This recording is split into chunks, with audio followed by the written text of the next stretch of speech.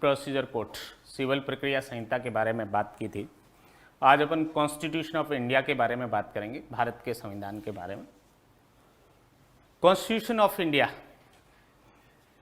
भारत का जो संविधान है, सिविल लॉ का जो पोर्शन है आपका, उसमें वेरी इंपॉर्टेंट सब्जेक्ट है, सिविल विधि के अंतर्गत है, बहुत महत्वपूर्ण है वो विषय है। और केवल ये लॉ में ही नहीं, कुछ टॉपिक कॉन्स्टिट्यूशन के ऐसे हैं जो आपको हिंदी ऐसे और इंग्लिश ऐसे में भी हेल्प करते हैं। हिंदी जो निबंध लेखन है आपका और अंग्रेजी निबंध लेखन है, उसमें से कॉन्स्टिट्यूशन के टॉपिक के जो है उनके क्वेश्चन पूछे जाते हैं, like capital punishment, legal act, even separation of the power, federalism, secularism. This topic में भी asked in the main exam in Hindi ऐसे और इंग्लिश ऐसे। तो ऐसे संविधान के बहुत सारे अब टॉपिक्स हैं जो आपको हिंदी निबंध लेखन में और अंग्रेजी निबंध लेखन में भी अब वो हेल्प करते हैं। और कंसर्न सब्जेक्ट का जो पेपर है, चाहे वो प्रीलिम्स का स्टेज है या मेंस का स्टेज है या इंटरव्यू में भी आपको वाइवा वर्क या ओरल जो आपका टेस्ट है उसके अंदर भी अब वो हेल्प करता है। So far concern to the constitution of India, Constitution is supreme law or the grand norm as per the jurisprudential aspect। संविधान जो है वो क्या है? देश की सर्वोच्च विधि है ये। All other laws derive the validity from the Constitution of India। अन्य सारी जो विधियाँ हैं उनको संविधान से ही वैधता प्राप्त होती है। And if any law or the statute which are inconsistent with the Constitution of India may be declared unconstitutional and invalid by the Supreme Court or High Court, exercising the power of judicial review। यदि कोई भी विधि जो है जो संविधान के साथ असंगत है, संविधान के विरोध में है, उसको सर्वोच्च न्यायालय और उच्च न्यायालय न्यायिक पुनरावलोकन की शक्ति का प्रयोग करते हुए असंवैधानिक घोषित कर सकते हैं। Some interesting topic discussed by us in this important demo class, like the short title of the Constitution। You are aware from the express provision in Constitution, there is a short title of the Constitution, Article 393। Article 393 of Constitution is concerned to the short title of the Constitution। What provided under Article 393 Constitution? Short title of this Constitution is Constitution of India। इस संविधान का संक्षिप्त में नाम है वो क्या है? भारत का संविधान। But besides the constitution, when we see the Indian evidence act, Indian contract act, civil procedure code, criminal procedure code, Indian penal code, in subsection first of the section 1 of the such institutes there is provided this act is called, the short title of the this act is so and so. But in constitution under article 393 there is provided the short title of the constitution. अन्य विधियां आप देखेंगे जो आपके वैभव syllabus का जो भाग है उसके अंदर आपको सामान्यतः धारा 1 की उपधारा 1 जो है उसके अंदर अधिनियम का संक्षिप्त नाम या इस अधिनियम को किस नाम से जाना जाएगा ये प्रोविजन आपको पढ़ने को मिलेगा। Another points, commencement of the Constitution। When the Constitution of India came into force, as per the Article 394 of Constitution, Article 394 of Constitution is concerned to the commencement, and there are two types of the provision provided under Article 394. What? The certain articles, namely 16 articles, which Article 5 to 9, Article 60, Article 324, Article 366 and 367, Article 379 and 380, 388 and 392, 394 came into force at once. Came into force at once means that 26th November 1949, which is the date of the adoption or enactment of the Constitution of India by the Constituent Assembly. And the remaining provision of this Constitution, rest of provision of this Constitution shall came into force on the 26th January 1950. ये भारत का जो संविधान 2 भागों में लागू हुआ है।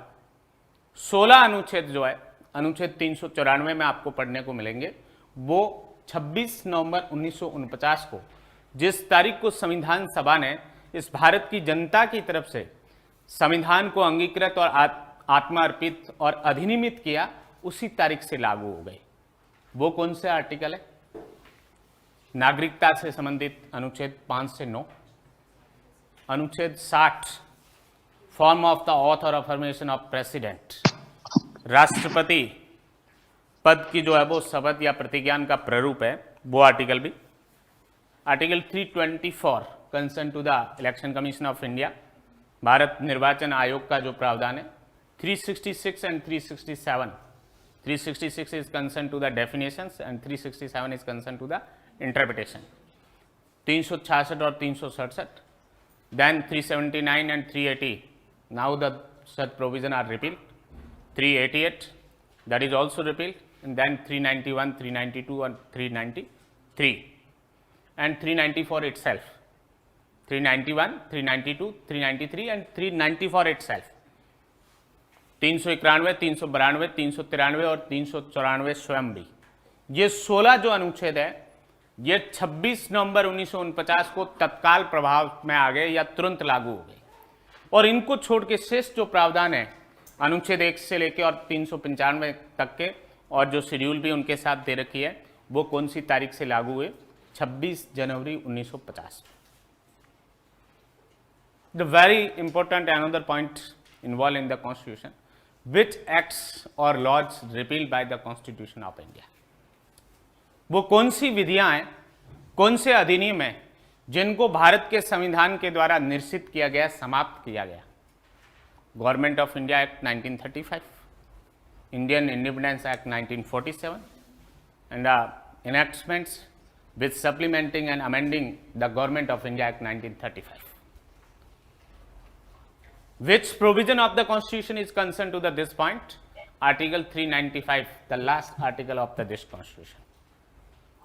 395 जो अनुच्छेद है, लास्ट अनुच्छेद, उस अनुच्छेद में निरसन का प्रावधान दे रखा है। भारत शासन अधिनियम 1935 को निरसित किया गया इस संविधान के द्वारा।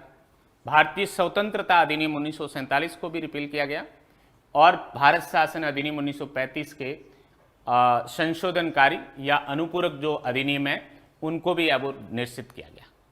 But one act shall not be repealed by the constitution. What is the name of that law? The abolition of the Privi council जुडिक्शन act 1949। Privi council क्षेत्राधिकार का उत्साधन अधिनियम 1949, that was not repealed by the constitution of India. Why? That act is consistent with the constitution of India. वो जो अधिनियम था, Privi council क्षेत्राधिकार उत्साधन अधिनियम 1949 या उन्मूलन अधिनियम 1949, जिसमें प्रीवी काउंसिल का क्षेत्राधिकार भारत के संदर्भ में समाप्त किया गया था, तो वो ऑलरेडी जो एक्ट था वो संविधान के साथ संगत था, इसलिए उसको रिपील करने की आवश्यकता नहीं थी। और ये एक्सप्रेस रूप से दे रखा है आर्टिकल 395 में। इस पर आपसे प्रीलिम्स के पेपर के अंदर क्वेश्चन भी पूछा जा सकता है। Then the one very important article of the Constitution that is concerned to the definitions. Generally, the Indian Penal Code, CRPC, Evidence Act, Contract Act, CPC, so many laws which are the part of the syllabus of the RJS exam. The definition or the interpretation clause is under section 2, exceptionally under section 3, section 4, and last to last section 5. But in Indian Constitution, the definition which are applicable on the entire Constitution is provided under Article 366 of this Constitution. अन्य विधियां आप देखेंगे जिसके अंदर परिभाषाएं या निर्वचन जो है वो किसी अधिनियम में धारा 2 में आपको पढ़ने को मिलेगा, लाइक CPC, CRPC। किसी में आपको सेक्शन 3 में पढ़ने को मिलेगा, लाइक इंडियन एविडेंस एक्ट। किसी में आपको एक्सेप्शनली सेक्शन 4 में पढ़ने को मिल सकता है, like easement act etcetera. And exceptionally किसी में सेक्शन 5 में भी मिल सकता है, Rajasthan tenancy act etcetera. The tenancy and easement are not the part of the syllabus of RJS, but the statute in which the certain terminology defined by the legislature. बट भारत के संविधान के अंदर जो है अनुच्छेद 366 में परिभाषाएं दे रखी। Which definitions are important for the exam point of view, like definition of the existing law defined under the clause 10 of the article 366। अनुच्छेद 366 का खंड 10 देखेंगे आप तो उसमें विद्यमान विधि को परिभाषित कर रखा है। What is the definition of the existing law? Existing law means the any law, ordinance, rules, regulation, bylaws which is made or passed before the commencement of this constitution by the competent legislature, person or authority। विद्यमान विधि का क्या मतलब है? जो भारत के संविधान के लागू होने से पहले बनाई गई है या पारित की गई है। किसके द्वारा? सक्षम विधानमंडल के द्वारा, सक्षम व्यक्ति के द्वारा या सक्षम प्राधिकारी के द्वारा। और किस रूप में हो सकती है वो अध्यादेश के रूप में भी हो सकती है, वो अधिनियम के रूप में भी हो सकती है, वो नियम के रूप में भी हो सकती है, वो विनियम के रूप में भी हो सकती है, वो उपविधि के रूप में भी है वो हो सकती है।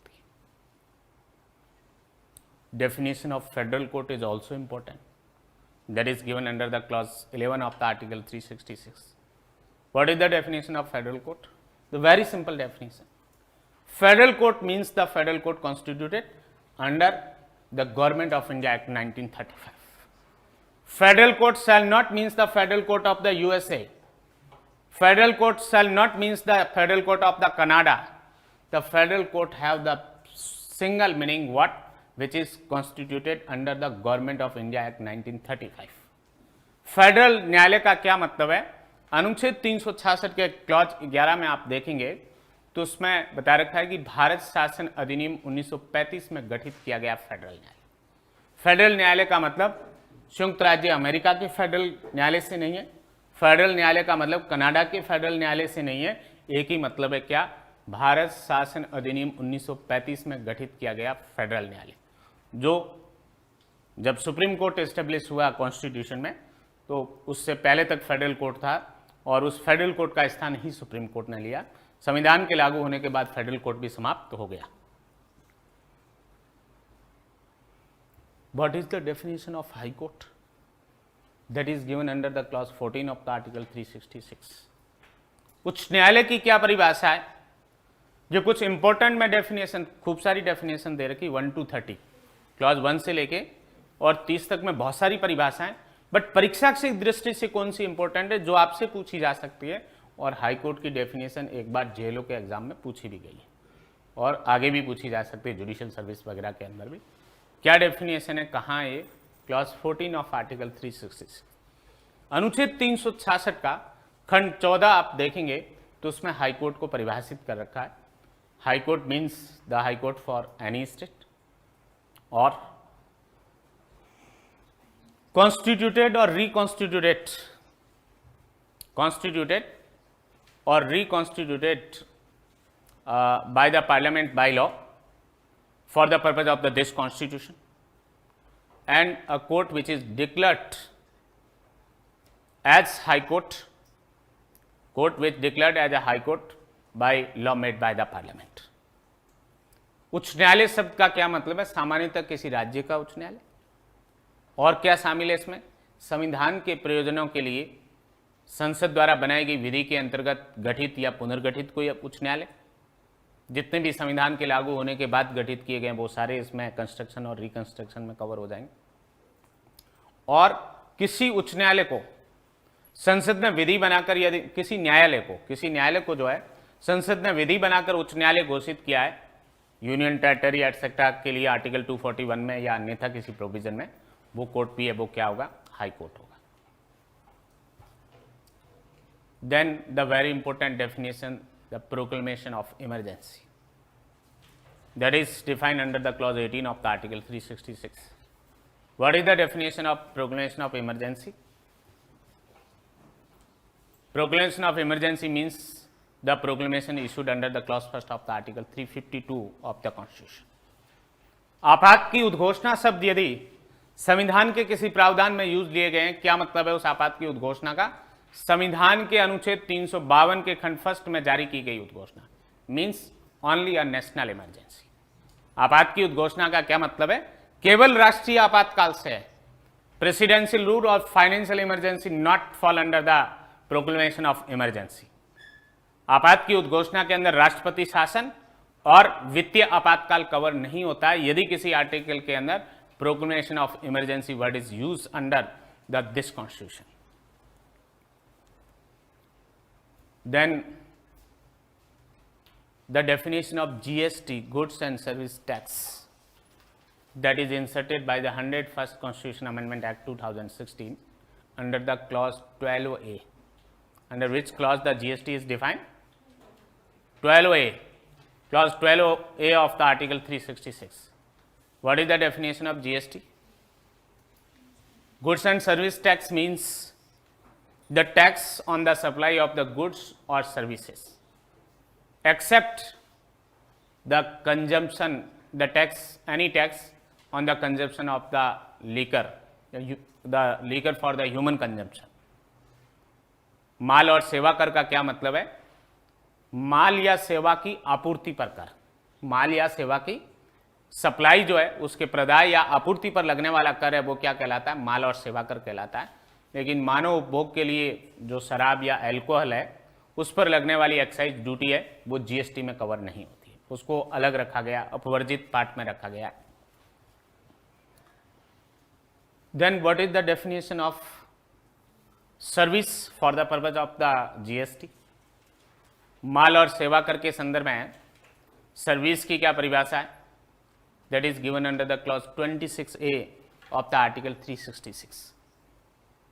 What is the meaning of the service for the purpose of the certain article 246A, 269A, 279A, etc.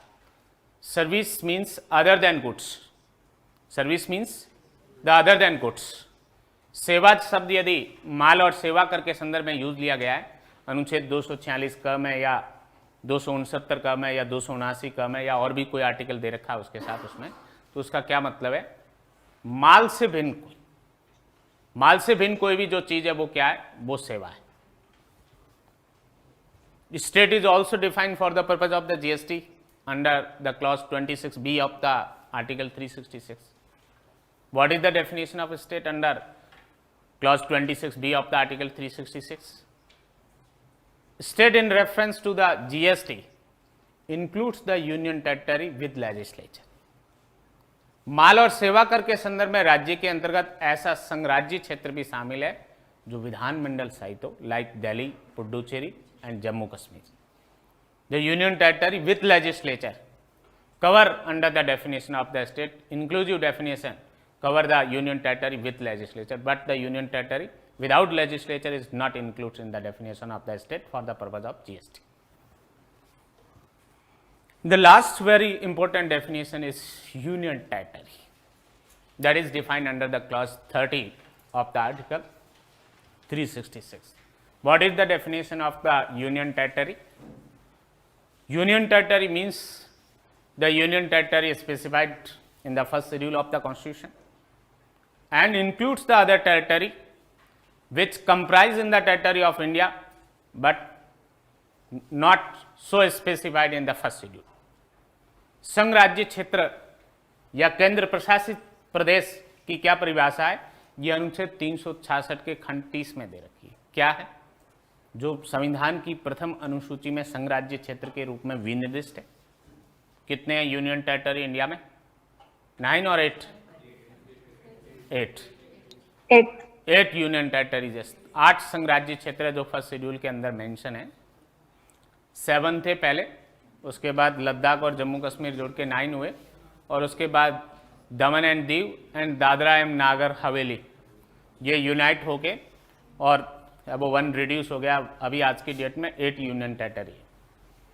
तो जो प्रथम अनुसूची में संघ राज्य क्षेत्र के रूप में विनिर्दिष्ट है, और इसमें ऐसा कोई राज्य क्षेत्र भी शामिल है जो प्रथम अनुसूची में संघ राज्य क्षेत्र के रूप में विनिर्दिष्ट नहीं है लेकिन भारत के राज्य क्षेत्र के अंदर समाविष्ट है। ऐसी जो टेरिटरी है, ऐसा राज्य क्षेत्र भी है, वो संघ राज्य क्षेत्र के अंदर इंक्लूसिव डेफिनेशन में कवर हो सकता है।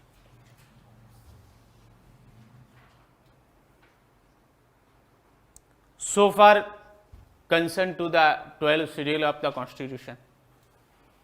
the schedule, which schedule is concerned to the which topic. Like the first schedule of constitution is concerned to the name of the states and union territory. प्रथम जो अनुसूची है संविधान की वो किससे रिलेटेड है? भारत के राज्य क्षेत्र के अंदर जो राज्य है उन राज्यों का नाम और संघ राज्य क्षेत्र का नाम, 28 स्टेट्स एंड 8 यूनियन टेरिटरी, उन 28 राज्यों के नाम और 8 संघ राज्य क्षेत्रों के नाम क्या, ये आपको कहाँ पढ़ने को मिलेंगे? फर्स्ट शेड्यूल ऑफ कॉन्स्टिट्यूशन, संविधान की प्रथम अनुसूची में पढ़ने को मिलेंगे. Second schedule of constitution is concern to the salary and allowances of the certain constitutional officials. कुछ संवैधानिक जो पद है उनके लिए वेतन और भत्ते क्या रहेंगे, ये आपको सेकेंड शेड्यूल में पढ़ने को मिल सकते हैं. President, governor, speaker, deputy speaker, chairman, deputy chairman of the council of states, CAG, and there are so many constitutional offices including the judges of the Supreme Court and High Court. संवैधानिक जो पद है आपके राष्ट्रपति, राज्यपाल, लोकसभा अध्यक्ष, लोकसभा उपाध्यक्ष, राज्यसभा सभापति, उपसभापति, सर्वोच्च न्यायालय के न्यायाधीश, उच्च न्यायालय के न्यायाधीश, even member of the parliament, member of state legislature और कैग, भारत का नियंत्रक और महालेखा परीक्षक, इनके लिए वेतन और भत्ते इनिशियली क्या रहेंगे? Just after the commencement of constitution, संविधान के लागू होने के बाद वो सेकंड शेड्यूल में मेंशन था और टाइम टू टाइम पार्लियामेंट उसको एक्सटेंड भी कर रही है by way of the amendment. Third schedule of constitution is concern to the form of the oath or affirmation of the certain constitutional office. कुछ संवैधानिक जो पद है उनके लिए शपथ या प्रतिज्ञान का प्रारूप क्या होगा, फॉर्मेट क्या होगा, यह आपको थर्ड शेड्यूल में पढ़ने को मिलेगा. But the form of the oath or affirmation of the office of president is provided under the third schedule of constitution. Yes, क्या कहना है नए स्टूडेंट आए इनमें से किसी का? कोई इस बात के फेवर में है क्या थर्ड शेड्यूल में राष्ट्रपति पद का शपथ और प्रतिज्ञान का प्रारूप? ओल्ड स्टूडेंट नहीं बोले जिन्होंने मेरे से पढ़ रखा है.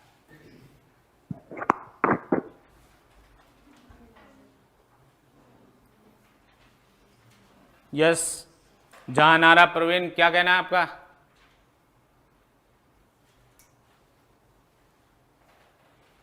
कोई इस बात के फेवर में है क्या तीसरी अनुसूची के अंदर राष्ट्रपति पद का शपथ और प्रतिज्ञान का प्रारूप है? इस बात को सपोर्ट करता है क्या कोई? कोई नहीं करता. आर्टिकल में प्रोविजन दिए गए हैं उनके लिए. आर्टिकल में दे रखे हैं. कौन सा आर्टिकल है? 56 सर. Very nice. किसने बताया? समता, समता Sisodia. 56 is absolutely wrong. Article 60. 60, 159. 60 only, not 59, not 61. अनुच्छेद जो 60 है संविधान का, उसके अंदर राष्ट्रपति पद का शपथ और प्रतिज्ञान का प्रारूप दे रखा है. सिमिलरली गवर्नर, हाँ जी सर गवर्नर का भी तो है ना सर? गवर्नर का पूछा भी नहीं हमने. नहीं, वो 159 में, कौन से आर्टिकल में? 159 में राज्यपाल पद का जो शपथ और प्रतिज्ञान का प्रारूप है 159 में. और उपराष्ट्रपति जो है वाइस प्रेसिडेंट, उनके शपथ और प्रतिज्ञान का प्रारूप कौन से आर्टिकल में? Which article of the Constitution is concerned to the form of oath or affirmation of the office of Vice President? 69. 69.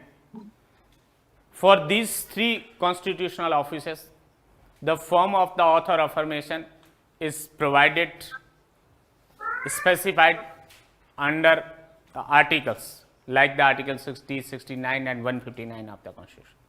But except these three offices, the certain of constitutional officials, the form of the author of or affirmation of the constitution officials specified under the third schedule. For example, the member of the parliament or state legislature, judges of the Supreme Court and High Court, comptroller and auditor general of the India, even the candidate of the parliamentary election or the election of the state legislature.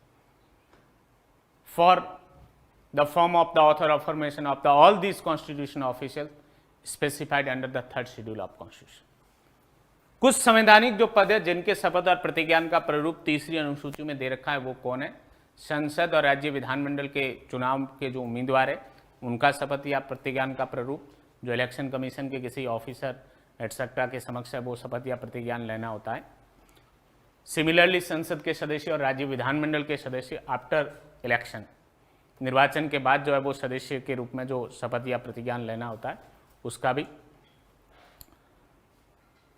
Office of minister of union and state, संघ और राज्य के जो मंत्री है उस मंत्री पद की भी the author affirmation of the office and secrecy, पद और गोपनीयता की जो शपथ और प्रतिज्ञान का प्रारूप है मंत्री पद के लिए, चाहे वो संघ के मंत्री है या राज्य के मंत्री है, वो भी 3rd शेड्यूल में दे रखा है।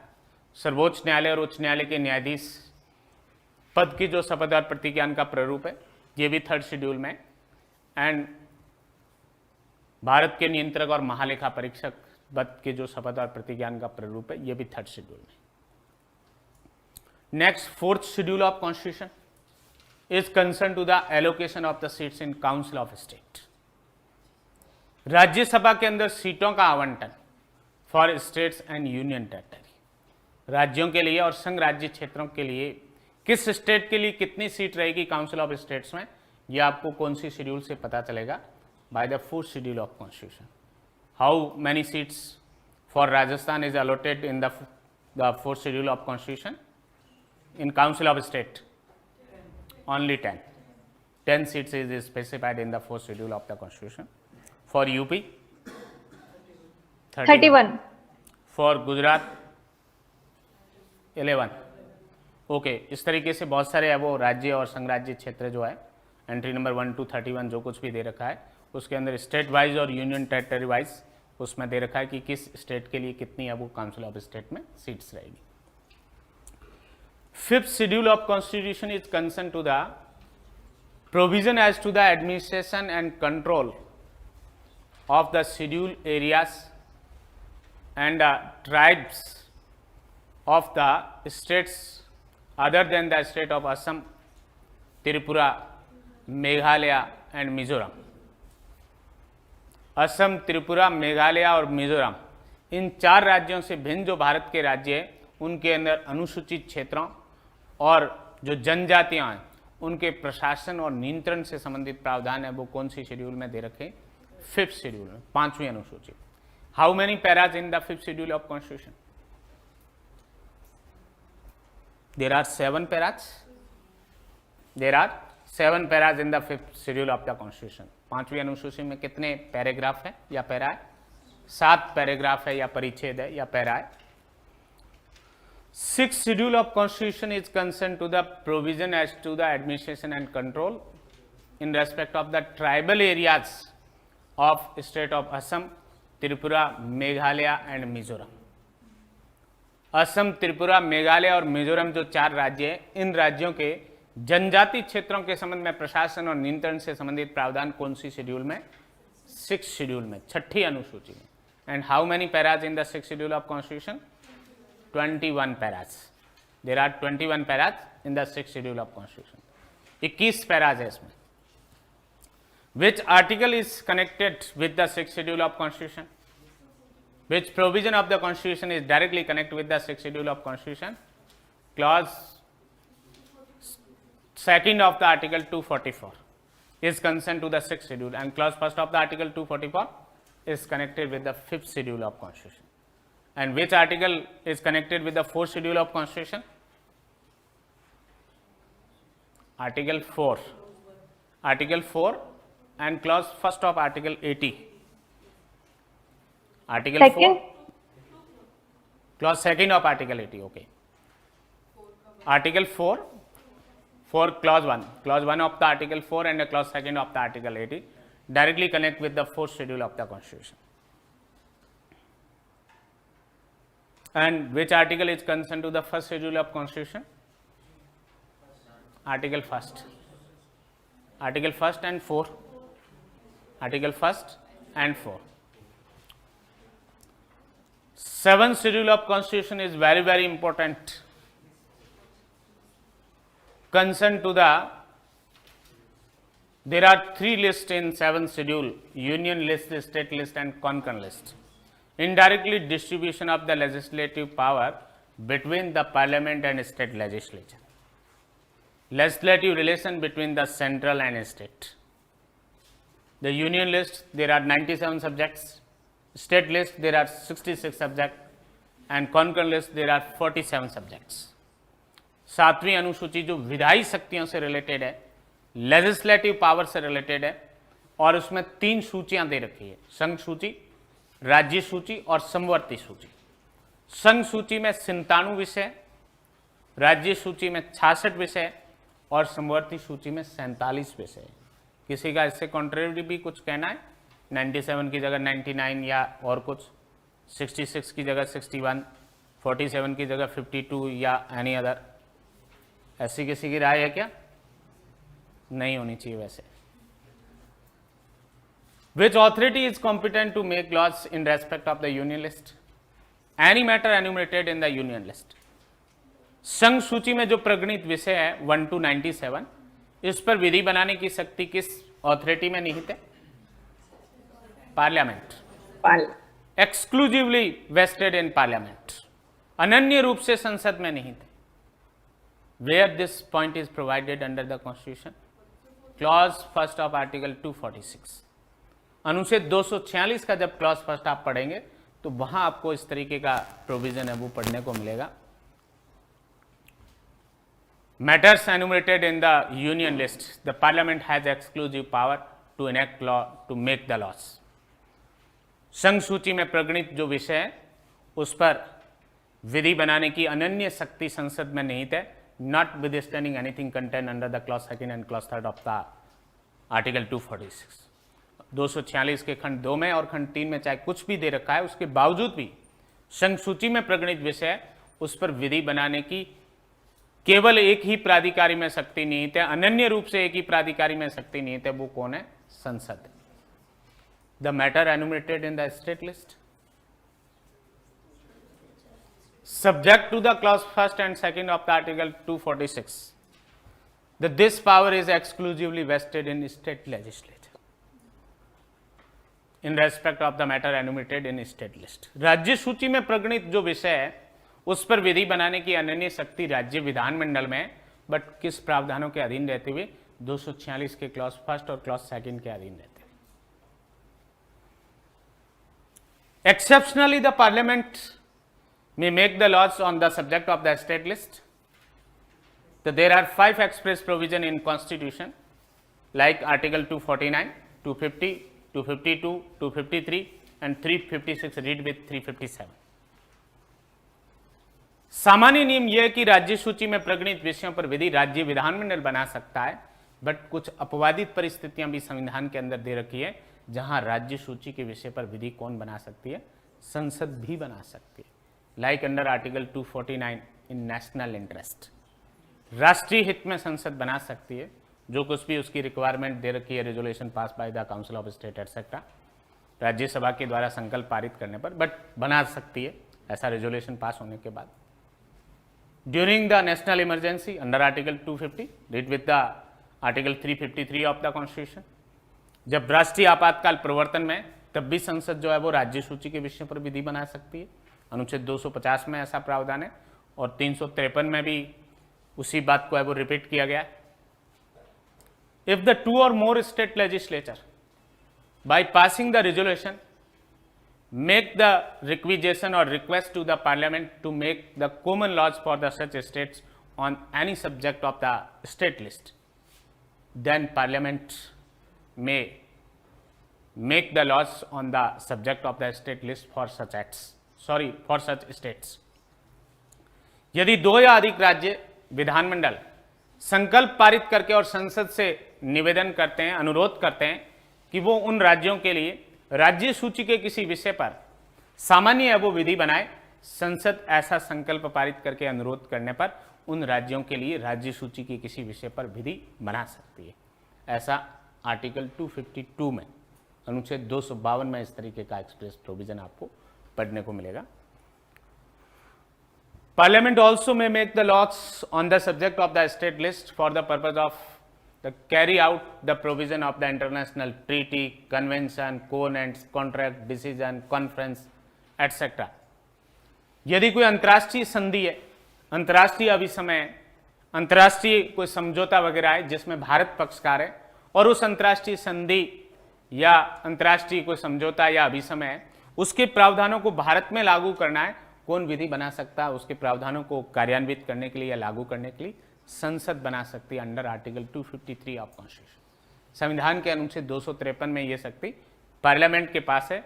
बहुत सारे एग्जाम्पल आपको पढ़ने को मिल जाएंगे, लाइक जेजे एक्ट, आपका POCSO act, dB act, IT act, trademark, patent, copyright, so many example which is covered under the article 253 of the constitution.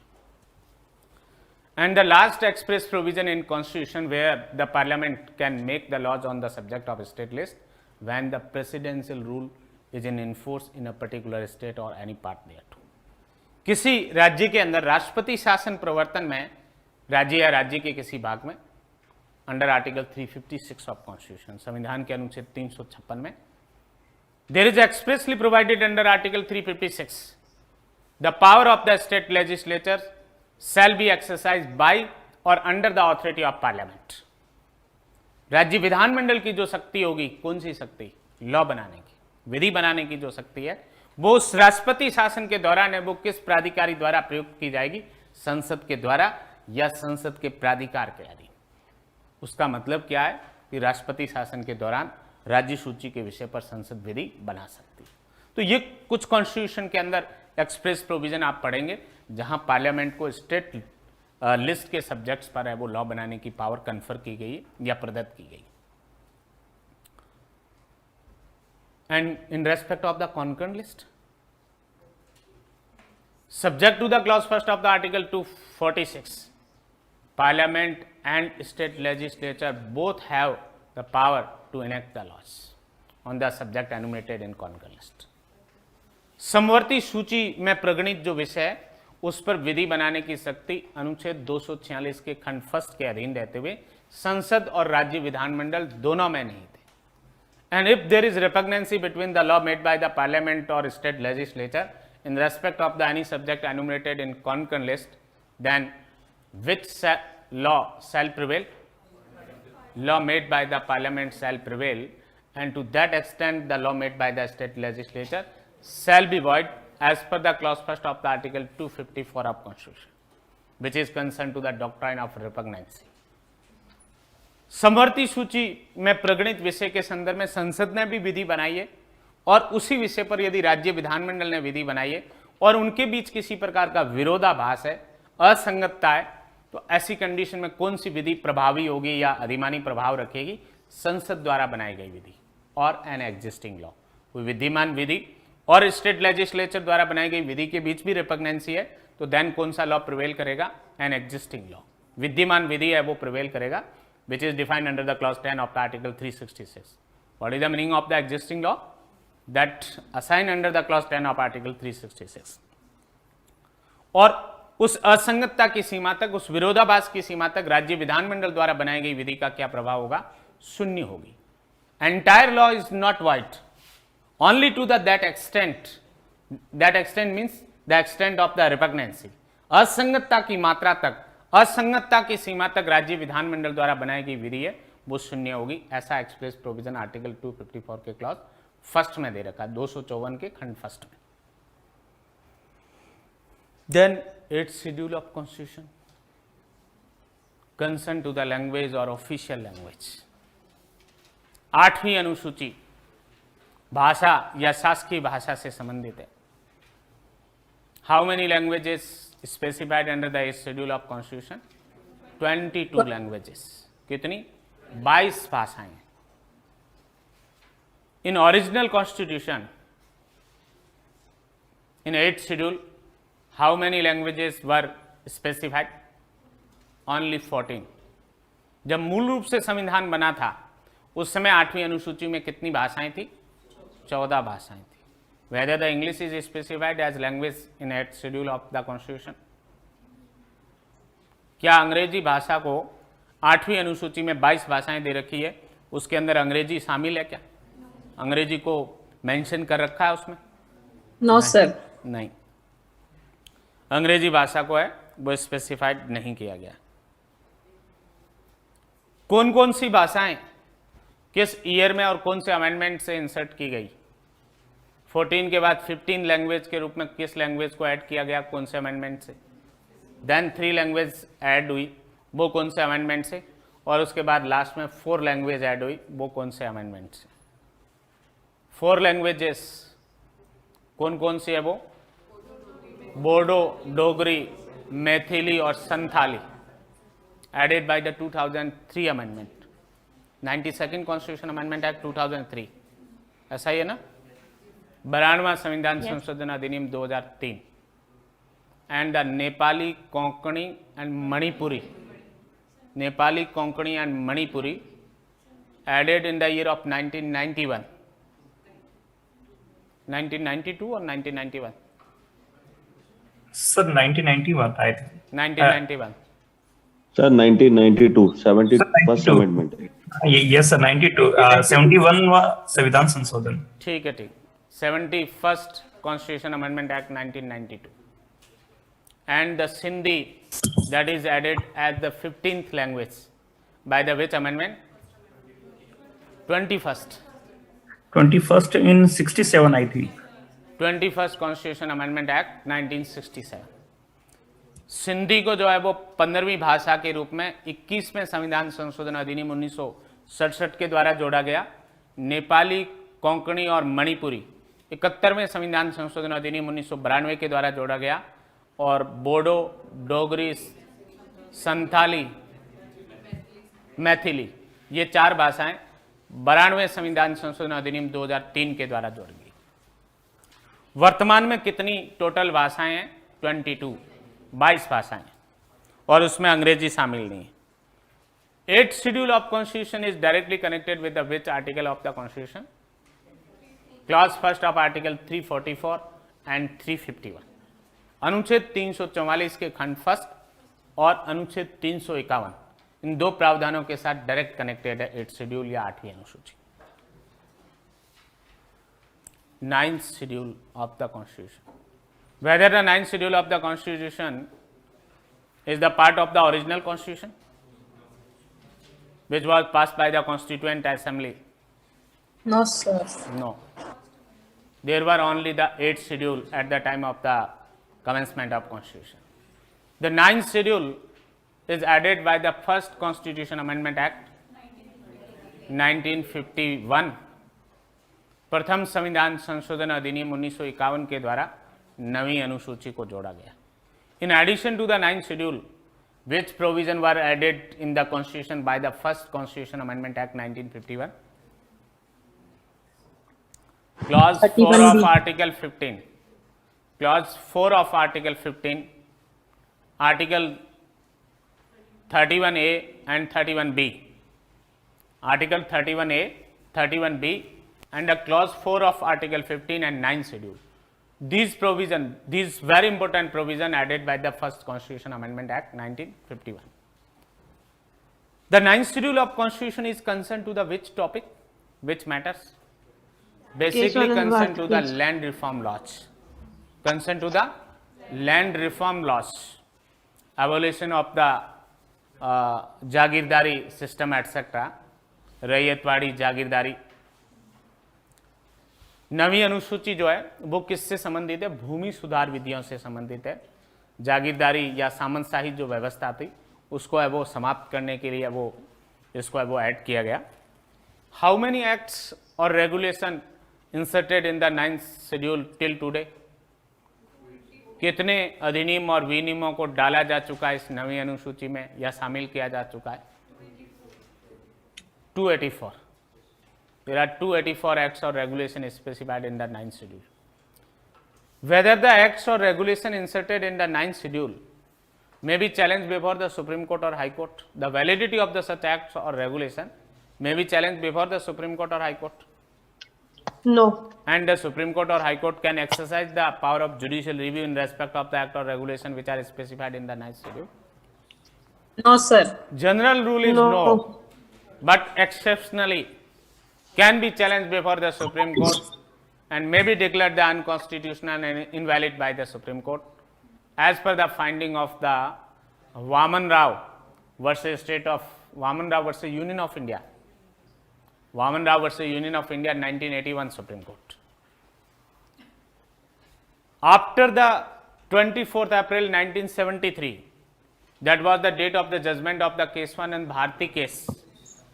After the 24th April 1973, if any act or regulation inserted in 9th schedule of Constitution and which destroy the basic structure theory can be challenged before the Honorable Supreme Court or High Courts, and power of judicial review may be exercised by the Supreme Court or High Court in respect of the such act or regulation, and if Supreme Court or High Court is satisfied that that act or regulation destroy the basic structure may be declared unconstitutional and invalid. Vaman Rao बनाम भारत संघ 1981 supreme court, बहुत important judgement है article 31B और 9 schedule पे, जिसमें सर्वोच्च न्यायालय ने यह अभिनिर्धारित किया 24 अप्रैल 1973 के बाद, 24 अप्रैल 1973 एक डिवाइडर जो डेट है, एक विभाजक है, वो रेखा के रूप में या तारीख है, जो क्यों महत्वपूर्ण है, इस तारीख को केशवानंद भारती मामले का निर्णय सुनाया गया था। केशवानंद भारती के निर्णय की तारीख जो 24 अप्रैल 1973 है, उस तारीख के बाद कोई भी अधिनियम या विनियम नवी अनुसूची में डाला जाता है और वो संविधान की आधारभूत संरचना को नष्ट करता है, संविधान के आधारभूत जो तत्व है उनको नष्ट करता है, उसकी संवैधानिकता को चुनौती सर्वोच्च न्यायालय और उच्च न्यायालय के समक्ष दी जा सकती है और सर्वोच्च न्यायालय और उच्च न्यायालय न्यायिक पुनरावलोकन की शक्ति का प्रयोग करते हुए ऐसे अधिनियम या विनियम को असंवैधानिक और अवैध घोषित कर सकते हैं। And the same finding is repeated by the honourable supreme court in I.R. कोलो versus state of Tamil Nadu 2007 supreme court. यही बात जो वामन राव वाले जजमेंट में कही थी, इसी बात को सर्वोच्च न्यायालय ने फिर दोहराया एक मामले के अंदर। उसका क्या नाम है, I.R. कोलो या I.R. सेलो, जो कुछ भी प्रोनाउंसिएशन है उसका, I.R. कोलो बनाम तमिलनाडु राज्य 2007 सुप्रीम कोर्ट। उसमें भी इसी बात को रिपीट किया कि इस केशवानंद भारती के जजमेंट की डेट के बाद कोई अधिनियम या विनियम नवी अनुसूची में डाला जाता है तो वो जुडिशियल रिव्यू से प्रोटेक्टेड नहीं है। यदि संविधान की आधारभूत संरचना नष्ट होती है, उनके लिए वो घातक है, उनको वो नष्ट करने का प्रभाव रखता है वो अधिनियम या विनियम, तो ऐसे अधिनियम या विनियम की संवैधानिकता की जांच सर्वोच्च न्यायालय और उच्च न्यायालय द्वारा की जा सकती है और वो असंगत पाए जाने पर और वो आधारभूत संरचना को नष्ट करने वाला पाए जाने पर कंसर्न जो न्यायालय है उसको असंवैधानिक और अवैध घोषित कर सकते हैं। 10th schedule of constitution is concerned to the anti defection laws, दल परिवर्तन के कारण नियोग्यता, disqualification as to defection, disqualification as to the defection. The 9th schedule of constitution is connected with the which article of constitution? Especially 31B, अनुच्छेद 31B, but indirectly connected with the 31A also. 31B से direct connected है, 31A से भी कुछ connection है उसका। Direct में आप देखोगे तो शायद हो सकता है 31B ही मिले आपको, but 31B is the extension of the 31A। 31 जो B है वो 31A जो प्रावधान दे रखा है उसका ही एक विस्तार है, तो इसलिए इनडायरेक्टली 31A से भी कनेक्शन है उसका। और 10th schedule is concerned to the clause 2nd of article 102 and clause 2nd of the article 191 and one more provision, 102 का क्लॉज 2nd, 191 का क्लॉज 2nd और एक प्रोविजन और है उसमें। पढ़ा क्या बेरक किसी के पास? दो ही है सर, दो ही है। दो ही है, इट्स ओके, ठीक है भाई। हाँ, दो ही है सर बेर एक्ट में तो। ठीक है, बेर एक्ट है वो सुप्रीम है, जो उसमें लिखा हुआ वही करेक्ट है। तो इसलिए 102 का क्लॉज 2nd और 191 का क्लॉज 2nd, इन दोनों प्रोविजन के साथ है वो 10वीं अनुसूची है वो कनेक्टेड है। Which authority having the power to declare the disqualified on the basis of the anti-defection, whether that this power is vested in president or governor or under the any other authority। यदि कोई संसद या राज्य विधानमंडल का सदस्य दल परिवर्तन के कारण निर्योग्य हो जाता है तो उसकी निर्योग्यता की घोषणा कौन करेगा? राष्ट्रपति या राज्यपाल करेगा, अनुच्छेद 103 और कौन सा आर्टिकल है वो 192 अनुच्छेद 103 या 192 के अंतर्गत, या कोई अन्य प्राधिकारी के पास उनको निर्योग्य घोषित करने की शक्ति है। क्या कहना है आप लोगों का? ओल्ड स्टूडेंट नहीं बताए जिन्होंने मेरे से पहले पढ़ रखा है। क्या राष्ट्रपति और राज्यपाल जो है उनको निर्योग्य घोषित होने के बारे में डिसीजन ले सकता है जो 10वीं अनुसूची के कारण या specially para second of 10th schedule के कारण निर्योग्य हुआ है?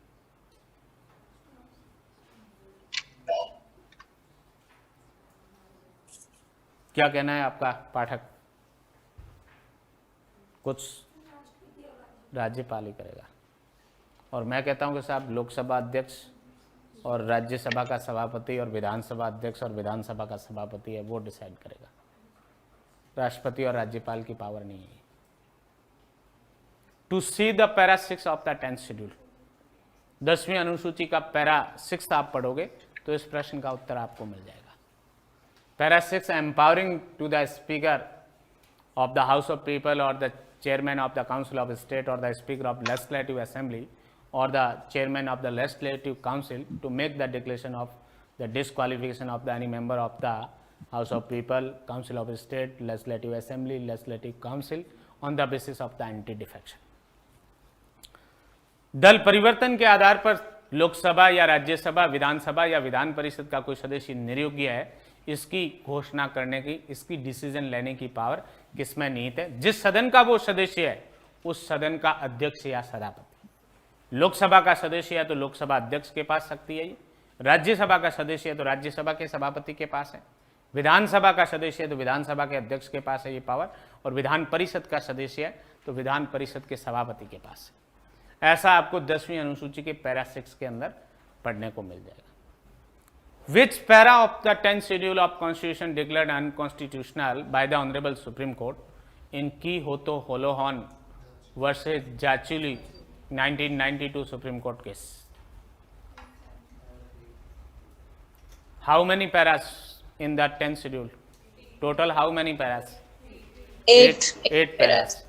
And which para declared unconstitutional by the Honorable Supreme Court in Quijote Holohan case?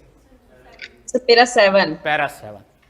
Para 7 of 10th schedule is declared unconstitutional by the Honorable Supreme Court in Quijote Holohan versus Jachulu 1992 case law. On the basis of which grounds? The para 7 destroy the power of judicial review of the Supreme Court and High Court. Para 7 of the 10th schedule destroy the power of judicial review of Supreme Court or High Court, and the power of judicial review is the basic feature of the Constitution as per the Indira Nehru Gandhi versus Rajnaran 1975 judgment, as per the Minerva Mills versus Union of India 1980 judgment, as per the L. Chandra Kumar Ghosh versus Union of India 1997 judgments. Series of judgments of the Honorable Supreme Court upon the point that judicial review is the basic feature of Constitution, and the para 7 of 10th schedule destroying that element, that feature, that power, therefore declared unconstitutional by the Honorable Supreme Court in Quijote Holohan case. न्यायिक पुनरावलोकन की जो शक्ति है, ये सर्वोच्च न्यायालय के एक सीरीज के अंदर श्रृंखला के रूप में आपको निर्णय पढ़ने को मिलेंगे। पहला केस लो आपको इंदिरा नेहरू गांधी बनाम राजनारायण 1975 पढ़ने को मिलेगा, दूसरा मिनर्वा मिल्स बनाम भारत संघ 1980 पढ़ने को मिलेगा, तीसरा एल चंद्र कुमार घोष बनाम भारत संघ 1997 सुप्रीम कोर्ट पढ़ने को मिलेगा। और उन सब जजमेंट में क्या कहा गया है? न्यायिक पुनरावलोकन की शक्ति क्या है? संविधान का आधारभूत तत्व है, संविधान की आधारभूत संरचना है। और ये जो पैरा 7 है, ये उस पावर को, न्यायिक पुनरावलोकन की शक्ति को समाप्त कर रहा था, इसलिए ये बेसिक स्ट्रक्चर को डिस्ट्रॉय करने के कारण इसको असंवैधानिक वो घोषित किया गया। By which amendment? the 10th schedule of constitution is inserted in the constitution of India? 52nd Constitution Amendment Act 1985। 52वां संविधान संशोधन अधिनियम 1985 के द्वारा इस 10th शेड्यूल को है वो ऐड किया गया था। कौन भारत के प्रधानमंत्री थे जब ये 52वां संविधान संशोधन अधिनियम पारित किया गया था? पगड़ाराम जी कौन थे? स्वर्गीय इंदिरा गांधी या स्वर्गीय राजीव गांधी? स्वर्गीय Rajiv Gandhi. Yes, 11th schedule of constitution is concerned to the panchayats. Upon which topic? Panchayat. 11वीं अनुसूची जो संविधान की है वो किससे रिलेटेड है? पंचायत से संबंधित। By which constitution amendment the 11th schedule of the constitution was inserted? 73. 73rd Constitution Amendment Act 1992. On the recommendation of the which committees? ML Balwant Rai Singhvi, Mehta समिति। ML Singhvi and Balwant Rai Mehta committees. The one of the important committee is the ML Singhvi committee and another is the Balwant Rai Mehta committee. On the basis of the recommendation of the such committees, the 73rd Constitution Amendment Act 1992 was inserted in the Indian Constitution. Which part of Constitution also inserted by the 73rd Constitution Amendment Act 1992? Part 9. Which part? Part 9. Part 9 of the Constitution. Article 243 to 243O. 243 to 243O. अनुच्छेद 243 से लेके और 243O तक, ओ English का, ये प्रावधान भी पंचायत से संबंधित है और इनको भी 73वें संविधान संशोधन अधिनियम 1992 के द्वारा ऐड किया गया। माइक बंद रखे अपना कुसुम लता एंड मनीषा सराफ, जिनके भी माइक ऑन है ऑनलाइन स्टूडेंट्स के, इमीडिएटली ऑफ कर रहे हैं। Panchayat, what is the meaning of panchayat? In the part 9 of the constitution, panchayat having the wider meaning, the gram panchayat, panchayat samiti and jila parishad all are included in the term panchayat. Panchayat जो शब्द use लिया गया है भाग 9 के अंदर, क्या मतलब है उसका? ग्रामीण क्षेत्रों के लिए जो है, जो संस्थाएं स्थापित की गई है सेल्फ गवर्नमेंट के रूप में, एक स्वायत्त शासन के रूप में, जो ग्राम पंचायत जो है गांव के या गांवों के समूह के लिए ग्राम पंचायत है, ब्लॉक लेवल पर या खंड लेवल पर पंचायत समिति है और डिस्ट्रिक्ट लेवल पर जिला परिषद है। ये तीनों प्रकार की जो संस्थाएं हैं, ग्राम पंचायत, पंचायत समिति और जिला परिषद, ये पंचायत शब्द के अंदर है, वो शामिल है। How many subjects specified in the 11th schedule of the constitution upon which the panchayat having the authority, powers and responsibility? 29 subjects specified in the 11th schedule of constitution in respect of which the panchayat has the authority, powers, responsibility etc. कितने विषय दे रखे हैं 11वीं अनुसूची में, जिनके संदर्भ में पंचायत को प्राधिकार है, पंचायत के पास शक्तियां हैं, पंचायत का उत्तरदायित्व है? 29 विषय। कितने हैं? 29 सब्जेक्ट्स। प्रीलिम्स में कई बार डायरेक्ट क्वेश्चन इस तरीके का पूछ लिया जाता है। दीप्ति माइक ऑफ कर दे अपना।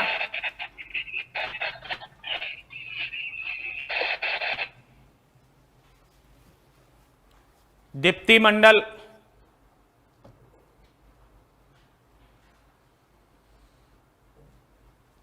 yes, and which article is also concerned to the prior to the 73rd Constitution Amendment, in which it is duty of the state to establish the village panchayats etc. and confer the such powers and authority to act as a unit of the self government. Which article is concerned to this point? Article 40, which is the part of the DPSPs.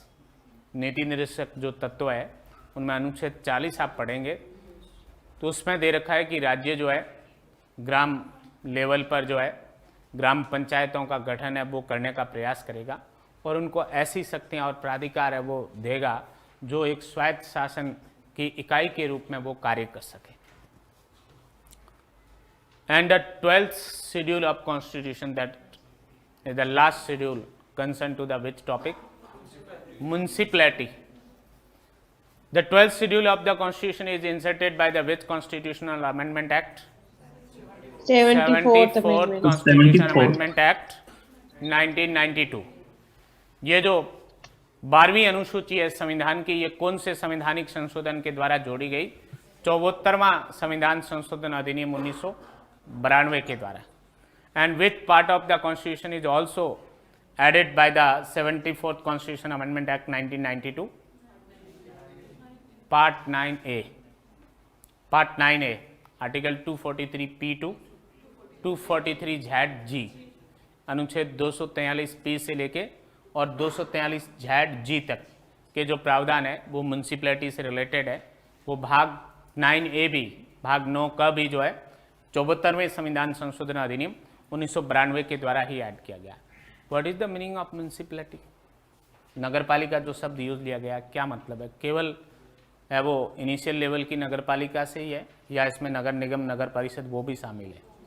All urban institution, nagar nigam, municipal corporation, municipal council and municipality board all includes in the term municipality.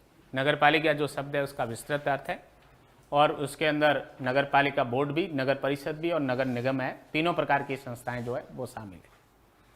How many subject specified in the 12th schedule of constitution?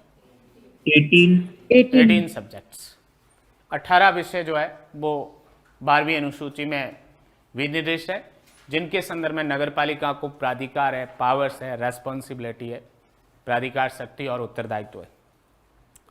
Which article of the constitution is directly connected with the 11th schedule of constitution? 11वीं अनुसूची के साथ संविधान का कौन सा अनुच्छेद है वो डायरेक्ट कनेक्टेड है? 243G, W। 243G। और 12वीं अनुसूची के साथ संविधान का कौन सा आर्टिकल है वो डायरेक्ट कनेक्टेड है?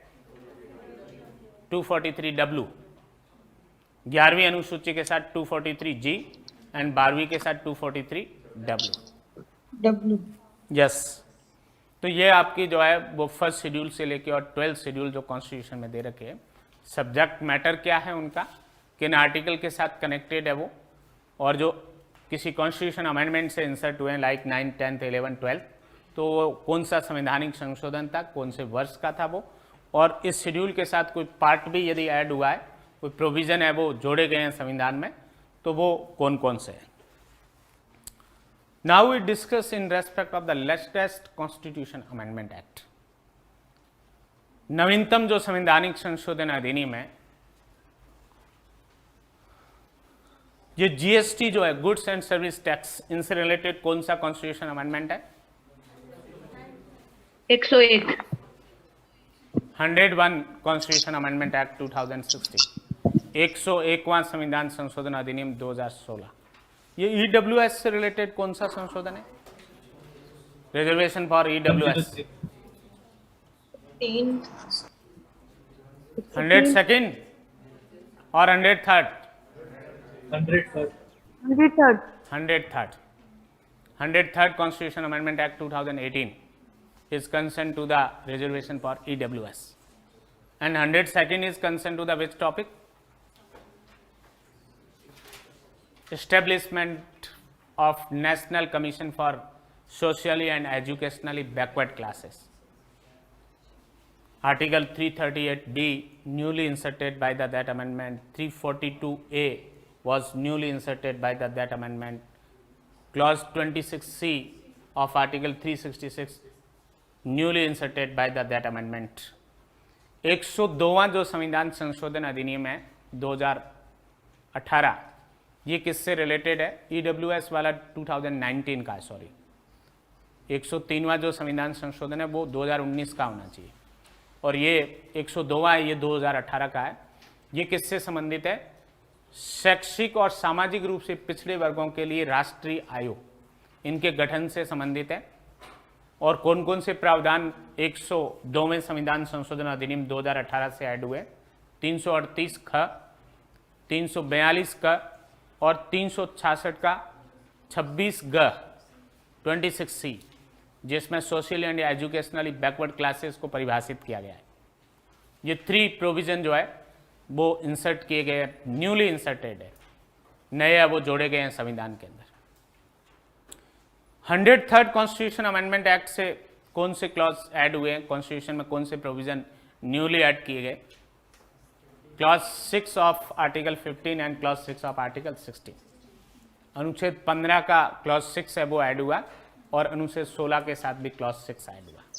103वां जो संविधान संशोधन अधिनियम 2019 है, आर्थिक रूप से जो पिछड़े वर्ग है उनके लिए रिजर्वेशन से संबंधित 15(6) और 16(6), clause 6 of article 15 and clause 6 of article 16, ये 2 प्रोविज़न जो है वो 103 में संविधान संशोधन अधिनियम 2019 के द्वारा है वो ऐड हुए।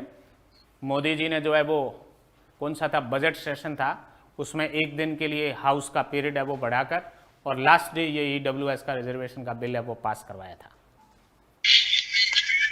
मुकेश जी माइक ऑफ रखे अपना, Mukesh Siyag. 104th constitution amendment act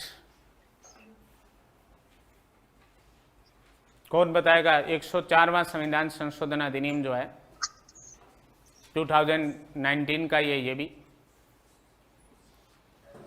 किस आर्टिकल में अमेंडमेंट हुआ उसके कॉन्सिक्वेंस में? सर आर्टिकल 334 का था, 334 में।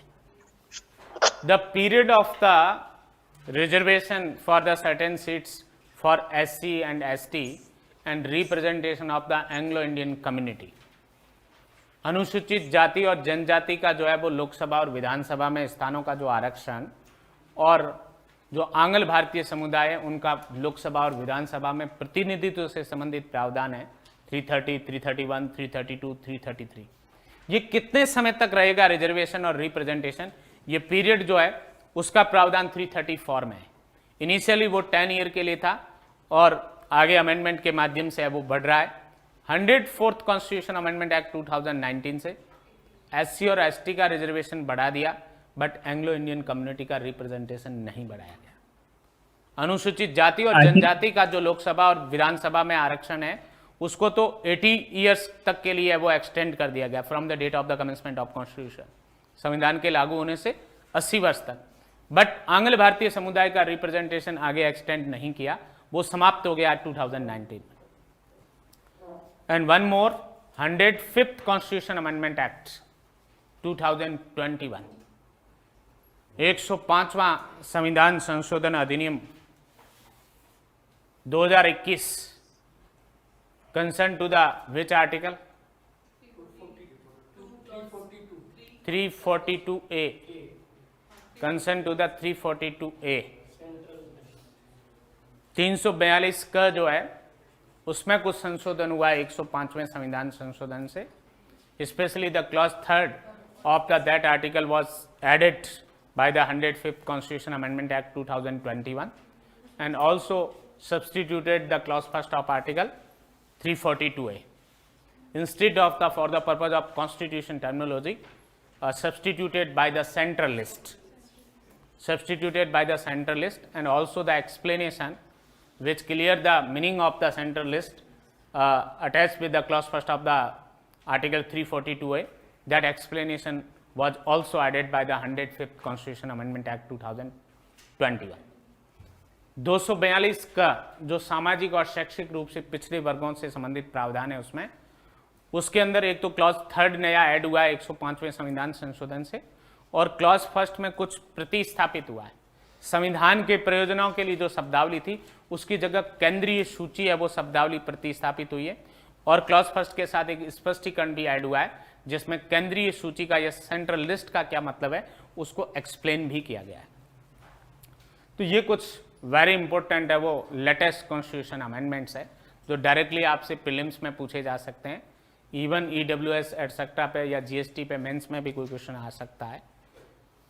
Bye the 101st constitution amendment act 2016 the certain new article inserted like the article 246A, 269A, 279A and so many changes in the union list, concurrent list, etc. And a certain provision substituted by the 101st Constitution Amendment Act 2016.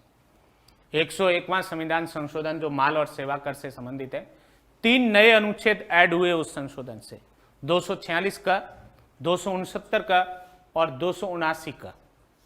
क्या है 246A में?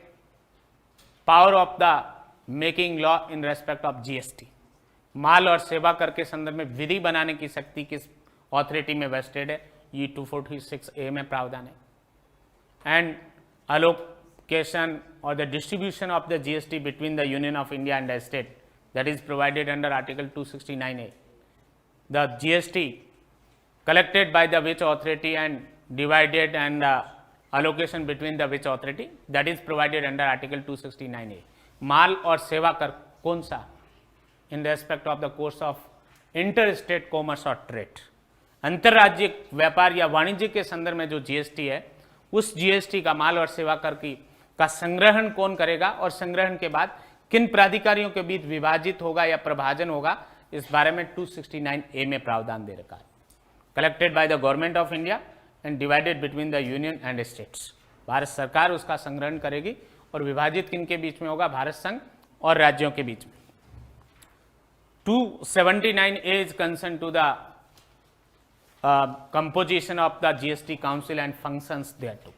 माल और सेवा कर परिषद के गठन और उनके कार्य क्या रहेंगे, इसके बारे में डिटेल प्रोविजन आर्टिकल 279A में की गई. तो ये 3 आर्टिकल जो है वो 101st कॉन्स्टिट्यूशन अमेंडमेंट एक्ट 2016 से इंसर्ट किए गए.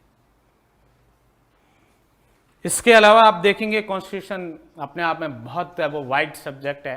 लगभग 2 महीने की क्लासें हैं वो इसको पढ़ने के लिए वो अपेक्षित है. मिनिमम 2 मंथ्स की क्लास जो है अच्छे से पढ़ने के लिए, ताकि आप लोगों को प्री से लेकर और इंटरव्यू तक कोई दिक्कत नहीं आए इस सब्जेक्ट को लेके. कोशिश की है मैंने कुछ ब्रीफ इंट्रोडक्शन है वो देने की, कुछ उन इंटरेस्टिंग टॉपिक्स को डिस्कस करने की जो आपके लिए इंपॉर्टेंट है वो हो सकते हैं. और कौन कौन से प्रोविजन जो परीक्षा की दृष्टि से इंपॉर्टेंट है कॉन्स्टिट्यूशन के. Part 3 very very important. भाग जो 3 है संविधान का, किससे कंसर्न है? फंडामेंटल राइट्स, मूल अधिकार से रिलेटेड है. बहुत इंपॉर्टेंट है एवरी स्टेज के लिए, प्रीलिम्स, मेंस और इंटरव्यू सभी स्टेजेस के लिए. Provision as to the supreme court और हाई कोर्ट. सर्वोच्च न्यायालय और उच्च न्यायालय से संबंधित जो प्रावधान है article 124 to 147 and 214 to 231. Also important for the prelims, mains and interview all stages. सर्वोच्च न्यायालय और उच्च न्यायालय से संबंधित जो प्रावधान है अनुच्छेद 124 से 147 और 214 से 231, ये भी वेरी इंपॉर्टेंट है आपके लिए परीक्षा की दृष्टि से. Legislative relation between the central and state article 245 to 254.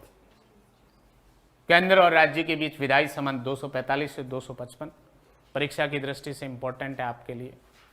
Right to property, doctrine of pleasure, constitutional safeguard to the civil servants, संपत्ति का अधिकार 300A, प्रसाद का सिद्धांत 310, सिविल सेवकों के लिए संवैधानिक संरक्षण 311. यह भी परीक्षा के लिए वो आपके लिए वो वेरी इंपॉर्टेंट प्रोविजन है.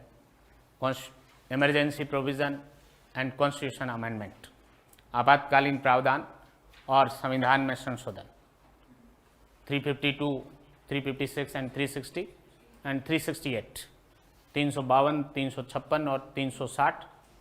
देर are 3 emergency provided under the constitution: national emergency, state emergency और प्रेसिडेंशियल रूल, और फाइनेंशियल इमरजेंसी, राष्ट्रीय आपातकाल, वित्तीय आपातकाल या राष्ट्रपति शासन, और राज्य आपातकाल या राष्ट्रपति शासन, और वित्तीय आपातकाल. ये 3 प्रकार के आपातकाल जो है वो अनुच्छेद 352, 356 और 360 में दे रखे. सभी इंपॉर्टेंट है आपके लिए प्री, मेंस और इंटरव्यू ऑल स्टेजेस के लिए.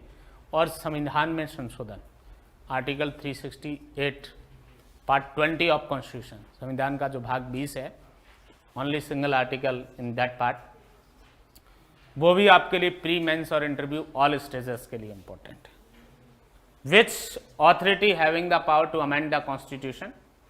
Whether the state legislature has a power to amend the constitution? No. This power is exclusively vested in parliament under the clause 1st of the article 368. and that this power is called which type of the powers? Constituent power of parliament, संसद की संविधायी शक्ति।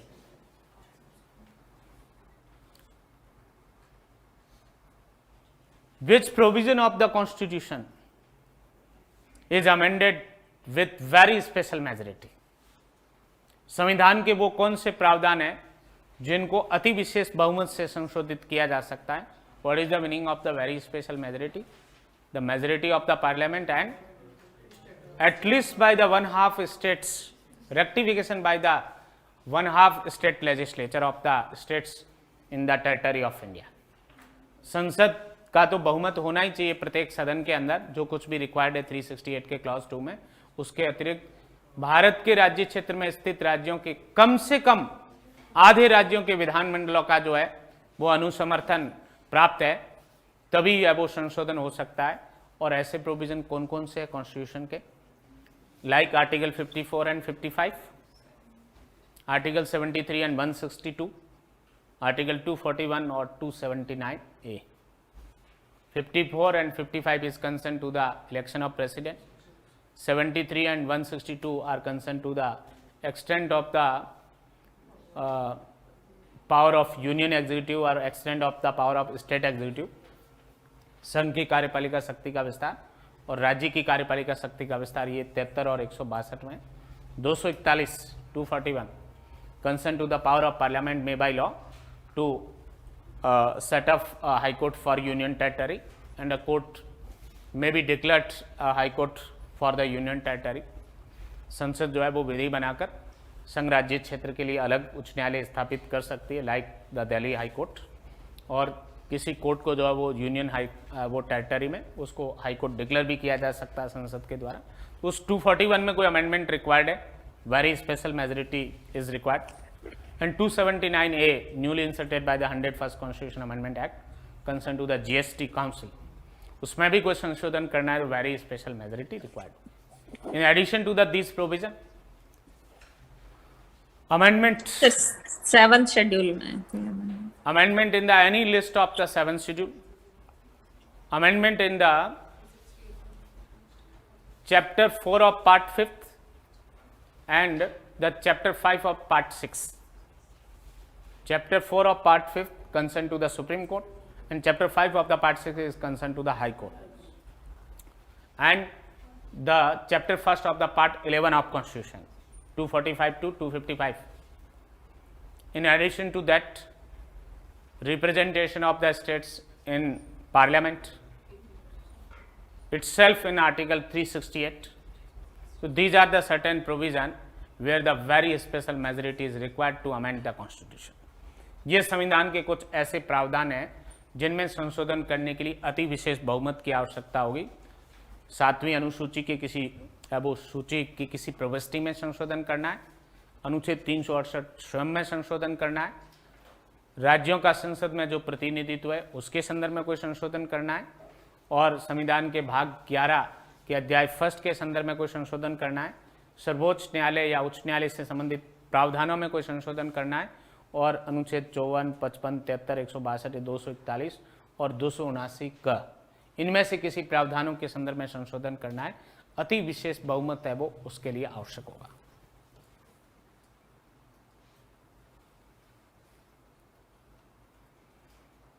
Yes, किसी भी प्रकार का most reasonable doubt हो आप लोगों का इन डिस्कस किए गए टॉपिक्स के बारे में तो बताएं आप लोग।